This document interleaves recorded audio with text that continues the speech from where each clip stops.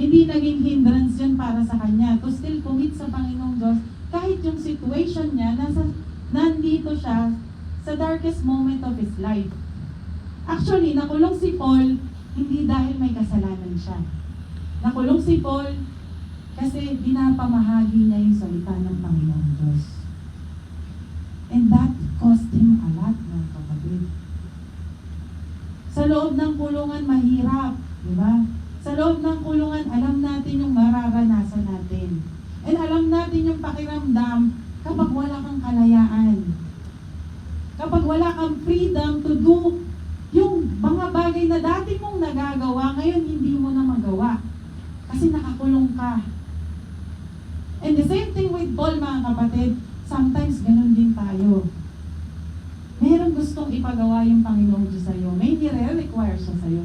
Pero pilit mo kinukulong yung sarili mo sa mga bagay na to. Why, mga kapatid? Bakit mo gustong kinukulong yung sarili mo sa isang kasalanan na pwede mo namang iwan? Sa isang pag-uugali na pwede mo namang iwan?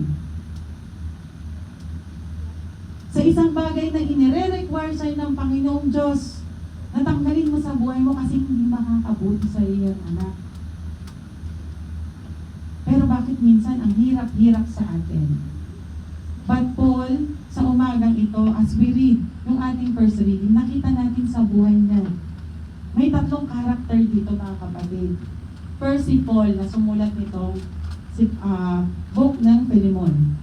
Isinulat niya itong book niya na ito to address kay Philemon kung ano yung sitwasyon ni Onesimus. Sino si Onesimus? He was a slave nitong si Philemon. Si Onesimus, slave siya ni Philemon, and then may nagawa siyang matinding kasalanan kay Philemon. Hindi in-specify doon, pero maaaring ninakawan niya si Philemon, or meron siyang matinding pagkakautang kay Philemon. Kaya binanggit ni Paul sa kanyang sulat, sinabi niya doon, kung ano man yung pagkakautang niya sa'yo, ako yung magbabayad. Ako yung magbabayad para sa kanya. Sinabi niya sa kanyang sulat. And in his letter, he is not instructing Philemon. Pwede niyang gawing instruction yung letter niya. Diba? Kasi he is leader.